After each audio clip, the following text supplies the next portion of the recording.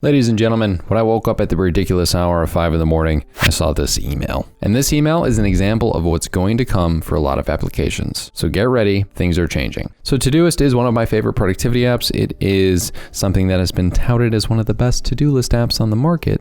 It increased its price for the first time in a while. With inflation happening in the past few months at record rates, this is something that was going to be expected for a lot of productivity apps, but nobody really wanted to admit that it was going to happen. Now, I understand that it's only going from $4 to $5 a month for the monthly version, and it's going from $36 to $48 per year, which is a 34% increase. But that's essentially taking it from $3 a month to $4 a month for an annual subscription. And this is kind of a big deal, especially when it comes to people who are on the business plan or people who are on the Pro plan when they're doing the monthly version. People don't want to believe it, but in a software as a service world, apps are only going to get more expensive. Now, the reason for this is because we have a distinct situation where the supply of these applications is unlimited in theory. However, people like ToDoIst and other platforms have to keep up with the rising rates and inflation, and with the fact that there are things like chip shortages happening, and overall it's going to be a best business practice to stay competitive with others. I wouldn't be surprised if in the next few months apps like TickTick,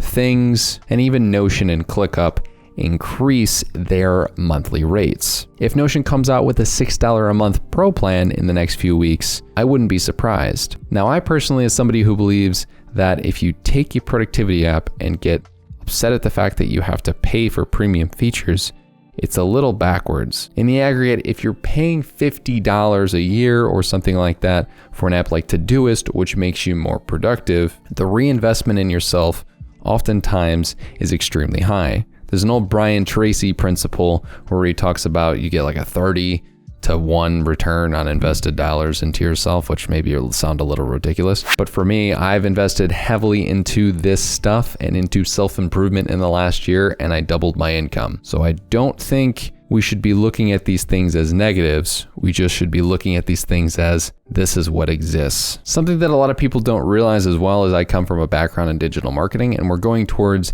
a cookieless world, which means essentially it is going to be more difficult for these companies to market to its consumers. It started last year with the iOS 14 update where Facebook was no longer able to have access to a lot of people's personal information, and this cookieless world is continuing to move forward. So when customer acquisition costs go up, companies have no other choice than to try to find a way to mimic previous customer acquisition costs, which, as somebody who works in the ad industry, is behind what it probably would have been if we had kept the same level of customer information, or you have to raise prices. This is just what it is. But if somebody like Notion or ClickUp comes out with a $10 a month option, which probably won't happen, I'm just trying to exaggerate for effect here, don't be upset, because in the aggregate, you are making much more money off of that investment than you are off of Netflix. When Netflix raises its subscription, it's for the same reasons.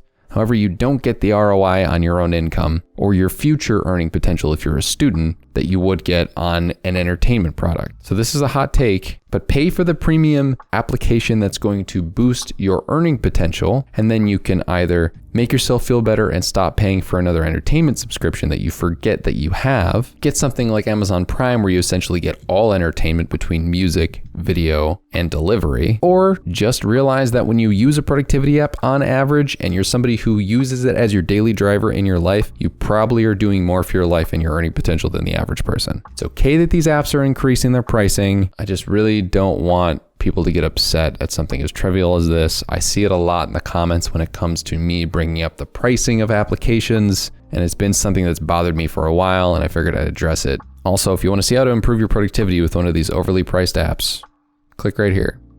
You'll love it.